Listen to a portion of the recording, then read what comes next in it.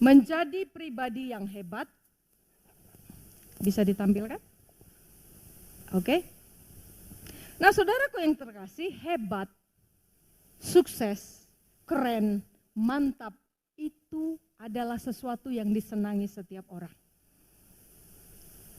Kata hebat, keren, luar biasa, mantap, bagus, itu sesuatu yang disenangi setiap manusia, tidak bisa dipungkiri. Contoh, ketika Anda memposting sesuatu di FB, lalu orang bilang mantap, keren, luar biasa. Bukan hanya hati berbunga-bunga, tetapi berdaun-daun dan beranting-ranting, saudara. Nah, kata hebat itu kata yang diidam-idamkan oleh setiap orang. Manusia itu cenderung lebih senang dikatakan kalau dia hebat, dia juara, nomor 1. Bahkan sampai 17 Agustus pun kita berusaha, lomba lari goni juara 1, tarik tambang juara 1, makan kerupuk juara 1. Kenapa? Karena juara atau hebat itu disenangi. Nah, hari ini saudara, kita akan melihat pribadi yang hebat itu yang seperti apa. Karena manusia itu cenderung ingin dihormati, ingin dilayani. Betul atau benar, saudara? Betul atau benar? Dua-duanya. Ingin dihormati, ingin dilayani. Tetapi saudara, kita melihat realita pada hari ini. Saya mau ada ilustrasi. Mana suami istri? Suami istri silakan ke depan. Cepat sedikit. Ini realita, saudara. Silakan. Kita akan melihat realita di dalam kehidupan. Silakan naik. Ya. Ini kejadian sehari-hari di dalam kehidupan kita. Mereka suami istri, ibu anaknya 2, betul? 2 ya? Oke. Anggaplah anak ibu ini yang ketiga. Ya. Biasa kalau anak nangisnya, kan ibu gini-gini. Betul ya? Coba, ya silakan. Oke, anaknya digendong. Ya. Awas jatuh anaknya ya, Bu. Digendong anaknya, Bu, digendong. Ya, ibu ini anaknya sudah 2, silakan. Gimana menggendong anak? Jangan-jangan udah lupa lagi. Iya, jadi saudara ini anaknya yang ketiga, oke? Enggak jatuh? Iya. Saudara lihat ya. Lalu ini gendong anak. Oe, gimana anaknya diapain? Oke.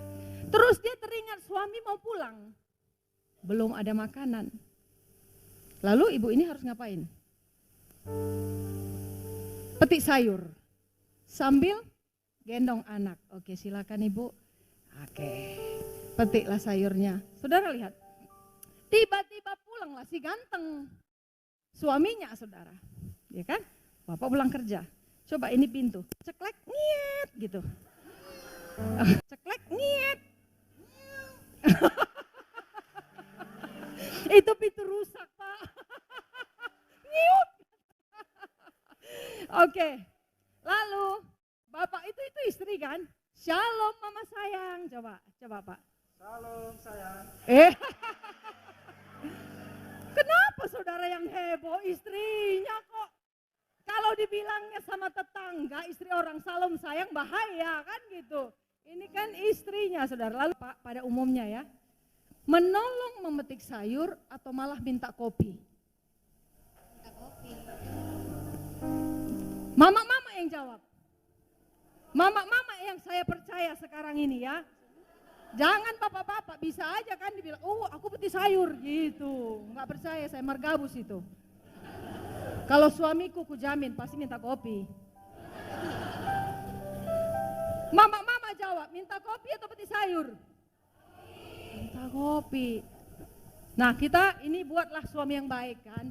Lalu, sini ku bantu mama. Sini ku bantu mama. Coba ambil sayurnya, mama duduk aja. Mama duduk aja. Iya Pak. Iya. Nah saudara lihat, terima kasih. Tepuk tangan dong buat mereka. Terima kasih. Nah saudara, manusia itu cenderung ingin dilayani. Cenderung ingin dihormati. Tetapi Alkitab katakan Berbeda. Pandangan dunia dengan pandangan Alkitab, firman Tuhan yang akan kita baca itu jauh berbeda, bertolak belakang. Kita buka firman-Nya, Matius 20 ayat 26 sampai yang ke 27.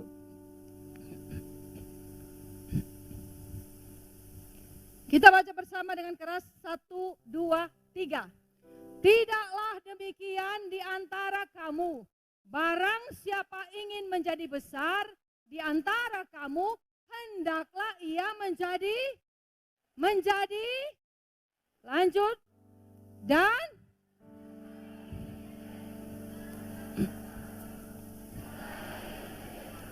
hendaklah dia menjadi hambamu. Maksudnya apa, saudara? Orang yang melayani itulah justru yang besar di dalam kerajaan surga dibanding orang yang dilayani. Nah, saudara, melayani bahasa Yunaninya diakoneo. Jadi plesetannya diaken, diakonia itu berasal dari bahasa Yunani, diakoneo. To be a servant atau serve, melayani. Nah, saudaraku, lalu melayani ini apa sih, saudara? Melayani itu sama dengan kalau bahasa Inggrisnya volunteer. Volunteer itu sama dengan sukarelawan. Sukarelawan. Sukarelawan yang luar biasa dan satu-satunya tak tergantikan adalah Yesus sendiri. Kita buka ayatnya, saudara, di dalam Matius yang ke-20 ayat yang ke-28. Kita baca bersama. 1, 2, 3. Sama seperti anak manusia datang bukan untuk, melainkan untuk melayani dan untuk memberikan nyawanya bagi banyak orang. Saudara lihat, Yesus teladan yang luar biasa, volunteer, sukarelawan. Siapa sih, saudara? Siapa saya? Sehingga dia mau berikan nyawanya. Layak gak kita? Cuma sampahnya kita, saudara. Tapi dia berikan nyawanya, dia sukarelawan yang terhebat bagi saudara dan bagi saya. Nah, lalu apa sih kalau melayani? Kalau versi saya, kalau saya buat kesimpulan, melayani adalah mengabdi atau memberi diri bagi Tuhan dan gerejanya dalam segala waktu dan dalam segala situasi. Saya ulangi,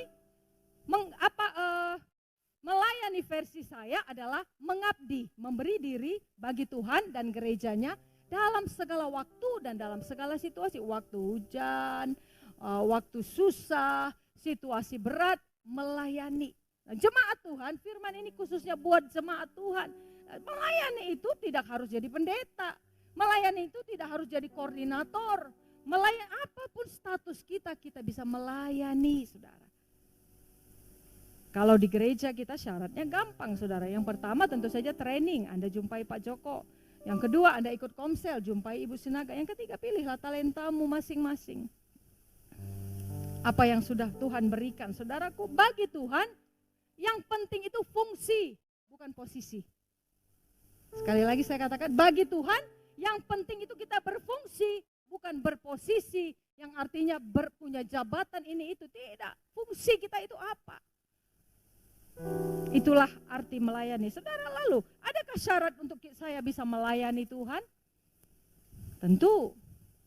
Syarat yang pertama, saudara, bagaimana saya menjadi pelayan yang dikenan oleh Tuhan? Yang pertama, hidup kudus, hidup benar. Kalau Anda ingin melayani hidup kudus, hidup benar, saudara, Roma katakan, berikanlah hidupmu sebagai persembahan yang kudus, harum dan tak bercacat celak. Kitab Mazmur katakan, siapa yang boleh naik ke gunung Tuhan? Orang yang bersih tangannya, yang tidak melakukan kejahatan, dan yang suci hatinya. Kitab Matius katakan hanya orang-orang yang suci hatinya yang bisa melihat Allah. Itu yang pertama. Saudara, di dalam hidup ini kita bukan perlu penilaian manusia, tetapi penilaian yang dari atas. Amin, saudara. Seorang pemain, seorang anak murid main piano dengan hebat. Wow, orang tepuk tangan, konsernya hebat luar biasa. Tetapi ada satu yang geleng-geleng, kecewa. Kenapa? Dialah gurunya. Dan gurunya lah yang tahu bahwasanya permainannya itu salah. Di dalam hidup kita boleh jadi kita hebat, dilihat orang, kita keren, bagus. Tetapi Tuhanlah yang menilai hidup kita. Tuhanlah yang tahu isi hati, bersih, busuk, bagus, harum atau tidak. Itu yang pertama, saudara. Yang pertama tadi, hidup benar, lahir baru, dibaptis. Ketika kita sudah ditenggelamkan, yang artinya menguburkan segala manusia lama kita, kita bangkit menjadi manusia yang baru. Itu yang pertama. Yang kedua, saudaraku, bagaimana supaya kita bisa melayani yang dikenan oleh Tuhan dengan kemauan, bukan kemampuan. Percayakah Anda orang yang bodoh sekalipun bisa dipakai Tuhan menjadi hebat? Dengan kemauan, bukan dengan kemampuan. Kitab 1 Korintus katakan, orang yang bodoh diangkat Allah, dipilih Allah, diberikan hikmat, diberikan kepintaran untuk mempermalukan orang-orang yang pintar. Kebayang gak saudara waktu Daud datang kepada raja? Dan saya kira bukan gampang datang kepada raja. Saudara, contohlah seseorang, kita lah mau ketemu Jokowi, Pak Jokowi, mana gampang, harus melewati proses. Dan saat itu Daud membawa bekal makanan untuk abang-abangnya yang sedang bekerja di medan perang. Dan saat itu dia mendengar ada Goliat yang memaki-maki orang Israel, menghina orang Israel, dia marah. Dan kemudian dia katakan, siapa itu? Manusia yang tidak beradab. Lalu dia bilang, aku ingin melawan dia, bukan dengan kemampuan dia, saudara. Kemudian ketika dia ketemu dengan raja dan raja katakan, wah benar enggak kamu itu mau melawan musuh? Benar raja. Lalu pengalaman perangmu berapa lama? Enggak ada raja. Kira-kira raja ini bagaimana pendapatnya terhadap Daud? Yang sakitnya anak ini, kan gitu saudara.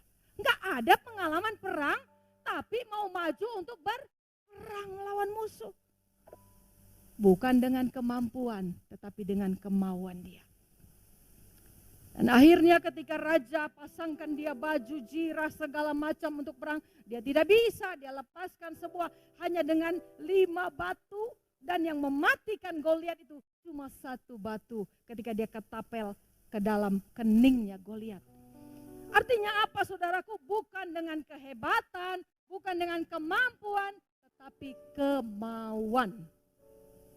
Sehingga kita diperlengkapi oleh Tuhan. Yang ketiga, bagaimana sih supaya aku bisa melayani dikenan oleh Tuhan? Yang ketiga adalah adanya ketaatan. Taat. Saudara, Matius katakan ada kisah dua orang itu saudara datang kepada seorang ayah. Ayahnya bilang, nak pergilah engkau ke kebun anggur kita. Si anak bilang, baik ayah. Tapi dia tidak pergi. Yang kedua, pergilah nak ke kebun. Enggak mau aku. Tapi kemudian dia menyesal dan pergi. Saudara ingat cerita itu, amin? Atau perlu dibaca? Perlu dibaca kayaknya, semua ada yang masih bengong saudara. Kita buka di dalam Matius 21 ayat 28 sampai 31. Tetapi apakah pendapatmu tentang ini? Saudara camkan ya. Seorang mempunyai 2 anak laki-laki, ia pergi kepada anak yang sulung dan berkata, anakku pergi dan bekerjalah hari ini dalam kebun anggur. Jawab anak itu, baik Bapa. Tetapi ia tidak pergi. Lanjut. Lalu orang itu pergi kepada anak yang kedua dan berkata demikian juga. Dan anak itu menjawab, aku tidak mau. Tetapi kemudian ia menyesal lalu pergi juga. Saudara, buat saya dua-dua ini tidak baik. Yang pertama, dia bilang iya tapi dia tidak pergi. Sama dengan pembohong. Yang kedua, dia bilang gak mau. Itu saja ketika kita bilang tidak mau, itu sudah melukai orang tua kita. Jadi artinya apa? Ketika kita mau melayani ini aku, utuslah aku. Saudara ingat kepada Musa, ketika dia dipanggil, Musa mengelak. Aku gak bisa bicara. Saudara ingat kepada Gideon, sembunyi. Waktu ada orang Midian datang, dia sembunyi, saudara. Tetapi malaikat bilang, hai engkau pahlawan, kau harus melawan untuk mengeluarkan Israel ini menjadi pemenang. Saudara ingat kepada Yunus ketika disuruh, dia ngapain? Merlojong, lari. Saudara, jujur saja, saya nggak pernah mimpi jadi hamba Tuhan pendeta gitu, enggak. Buat saya, ya apapun profesi saya, yang penting saya menyenangkan hati Tuhan. Yang penting saya berbuat baik bagi banyak orang. Dulu saya waktu SD ini Pak, saya terobsesi sekali dengan seorang dokter. Pengen jadi dokter. Ya minimal perawat lah. Kemudian setelah SMP berubah lagi. Saya karena ayah saya seorang ABRI saudara, jadi saya ingin meneruskan dia jadi seorang kowat. Pengen sekali, jadi adalah yang meneruskan ayah saya. Itulah kira-kira saudara. Waktu SMA berubah lagi saudara. Jadi di sekolah SMA saya itu ada pelajaran tambahan namanya pelajaran bahasa Inggris. Nah, semua teman saya ini benci banget bahasa Prancis, bahasa Prancis. Semua teman saya ini benci bahasa Prancis karena bahasa Prancis itu sulit saudara. Jadi benda itu ada jenisnya, dia itu jenis betina kah atau jantan, jadi susah. Nah, tapi saya suka sekali saudara, suka sekali. Jadi setiap kali ada nilai ujian atau apa, pasti saya di atas 90. Teman saya ada yang 30, 50, 60. Jadi kalau ujian itu saudara, ujian kan, terus kanan kiri semua kan, wih, nomor 5. Karena kalau nggak dikasih tahu saya dimusuhi saudara kan. Jadi yang sebelah sana lagi, wih, nomor 17. C.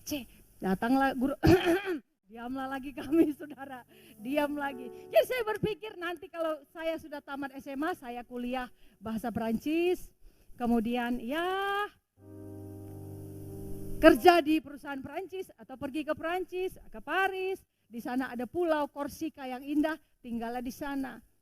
Tapi saya tidak menyesal, karena saya juga melayani di pulau yang indah namanya Pulau Brian.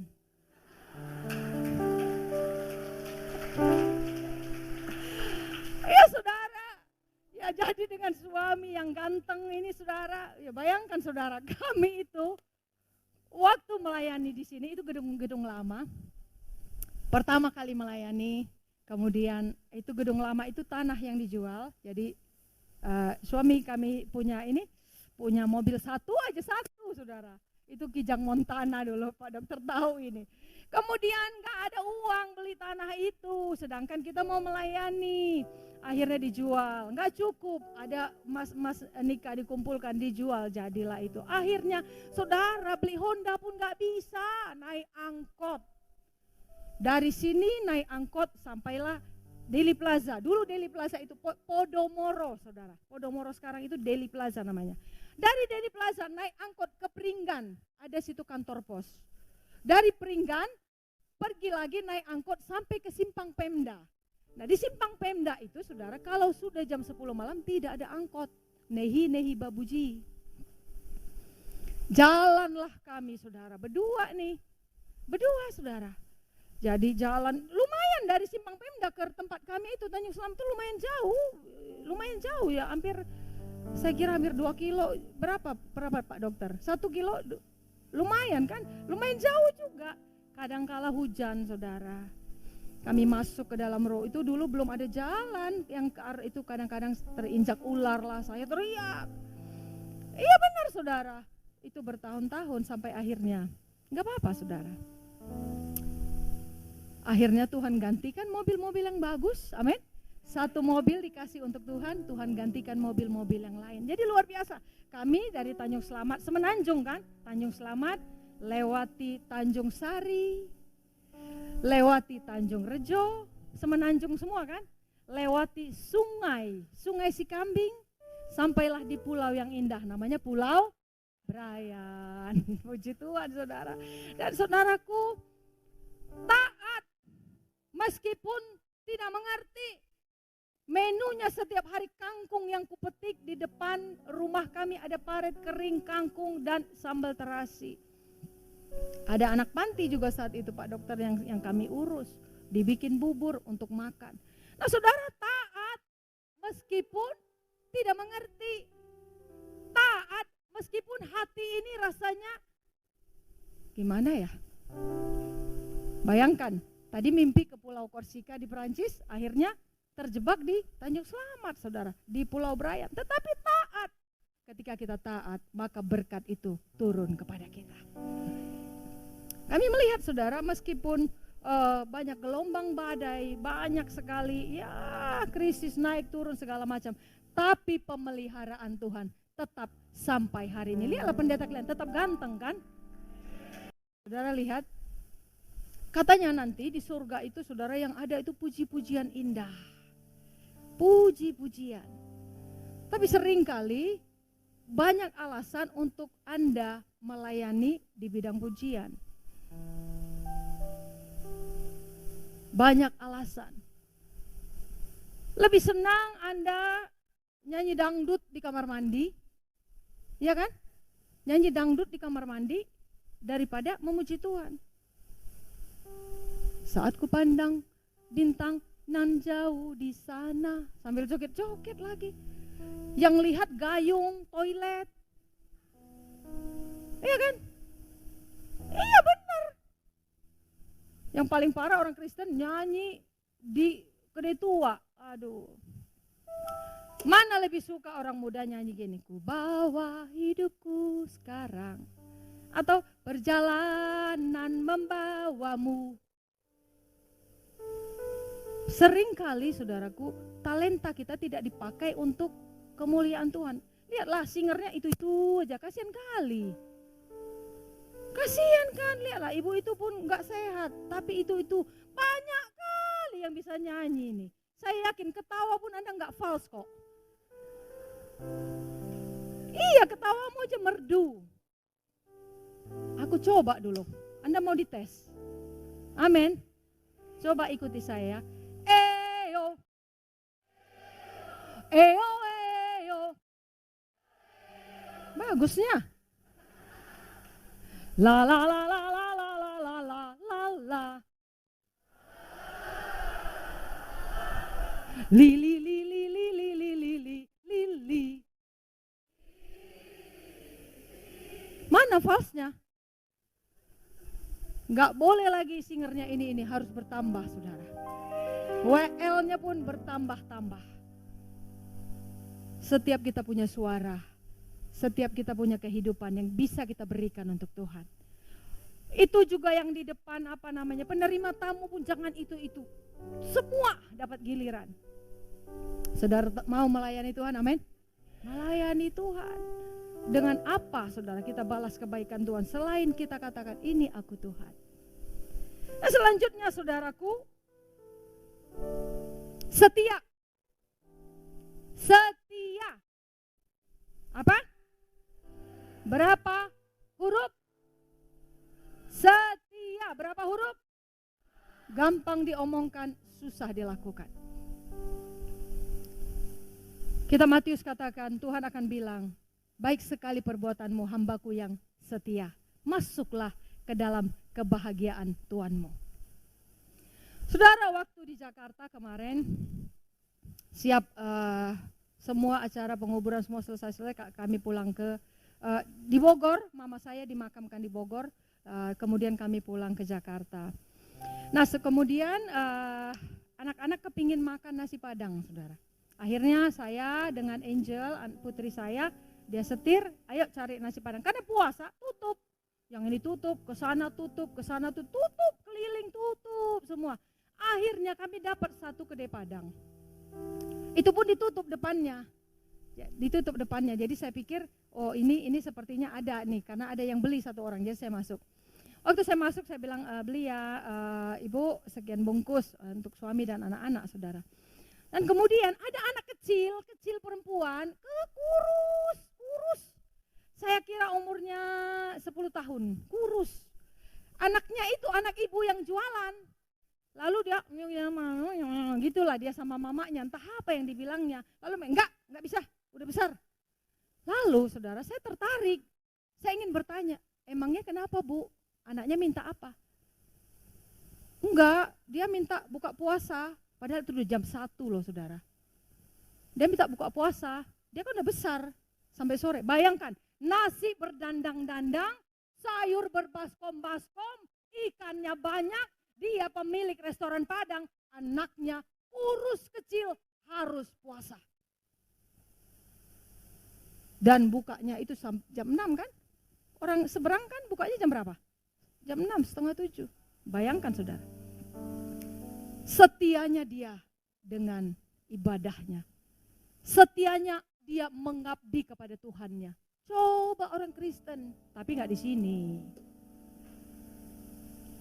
Gerimislah hujan, mau sekolah minggu, dang pola, nggak masalah. Sekali absen nggak masalah. Tahe. Iya kan? Betul atau benar saudara? Tapi kan ku bilang nggak di sini, di sana. Kalau gerimis, udahlah, nggak usah lah. Lihat anak kecil, makanan banyak. Saya kaget saudara, saya pikir wow, luar biasa.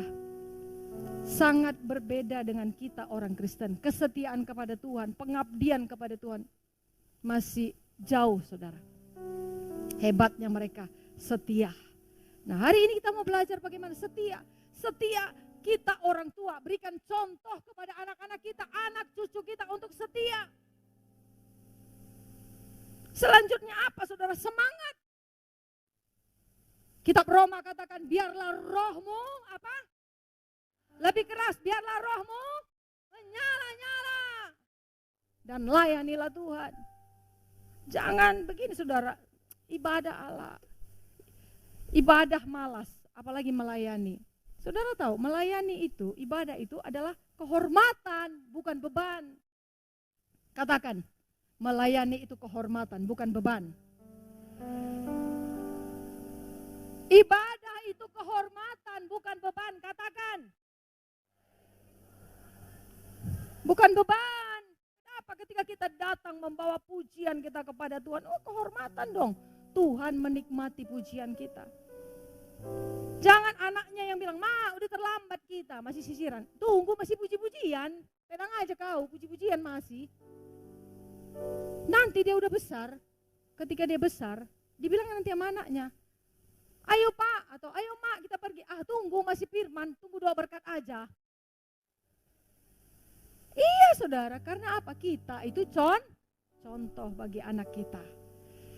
Ya, lalu selanjutnya, jangan bersungut-sungut. Ketika kita beribadah, ketika kita melayani, jangan bersungut-sungut. Saudara ingat orang Israel yang seharusnya 40 hari nyampe, 40 tahun. Putar-putar. Kenapa? Karena bersungut-sungut. Dalam hidup, jangan bersungut-sungut.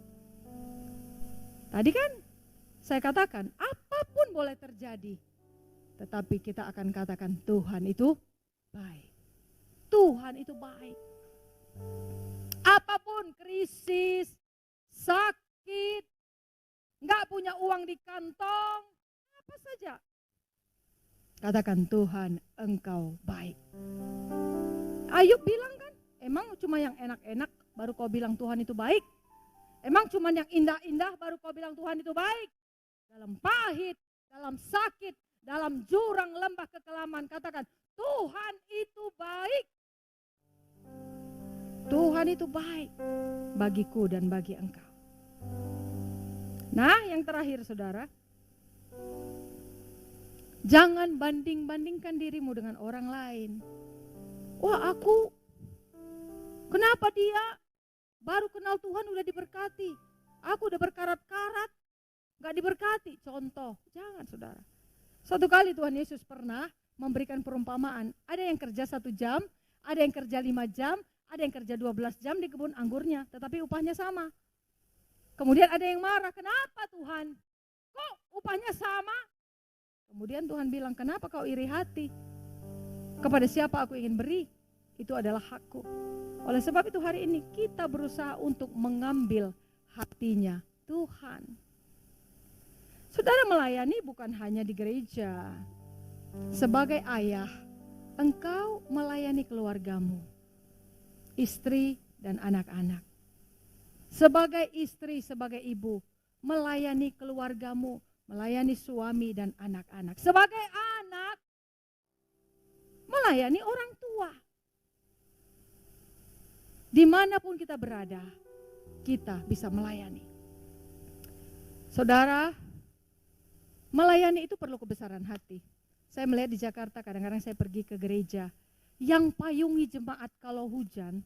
Bayangkan saudara, itu saya tahu dari mana ya, waktu pendetanya bilang, itu bapak itu punya perusahaan ini. Bayangin saudara, dia pasti kaya. Lalu ambil kolekte, bayangin, mungkin dia bisa kasih ratusan juta kepada gereja itu, tapi dia rela ambil kolekte yang konon, pasti jemaat kan gak jelas dong, kadang kasih 5.000, 10.000 kah, atau 2.000 kah, kan gak tahu. Dia rela mengangkat kolekte itu, padahal dia mungkin bisa kasih 1 miliar. Artinya apa? Kerendahan hati. Orang yang melayani itu punya kerendahan hati, punya kebesaran hati. Mungkin dikritik, dimarahi, ditegur, diprotes, besar hati. Melayani itu butuh pengorbanan, hujan, panas, ada yang melayani misalnya Komsel. Itulah upahmu dinilai oleh Tuhan. Tidak ada yang lihat, tetapi Tuhan yang di sorga melihat. Nah saudara, contoh kecil, Anda sudah melayani. Lihat sampah di bawah, ada kutip. Bukankah ini rumah Tuhan? Rumah kita aja kita gak mau kotor. Benar saudara? Benar saudara? Kita gak mau kotor, rumah kita sapu, kita pel. Masa rumah Tuhan bertebaran sampah permen? Bertebaran tisu? Tampakkan ke bawah. Nah ketika Anda lihat, ambil. Ketika lihat air ngocor terus, matikan. Itu juga Anda melayani. Kenapa? Ini rumah Tuhan.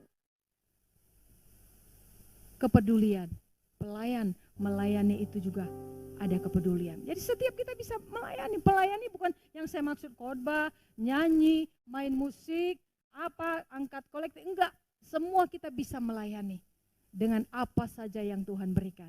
Nah saudara, akhir kata penutup saya mau katakan kepada saudara, melayanilah sesuai dengan talenta yang Tuhan sudah anugerahkan kepadamu.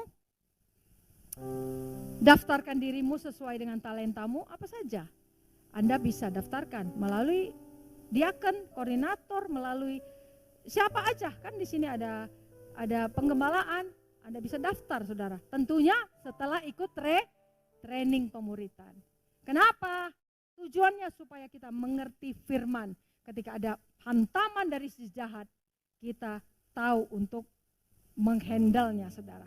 Puji nama Tuhan, hari ini kita sudah banyak belajar tentang arti melayani, tentang hidup yang dikenan oleh Tuhan. Apapun status kita, kita bisa melayani Tuhan. Bangkit. Percaya janjimu ajaib.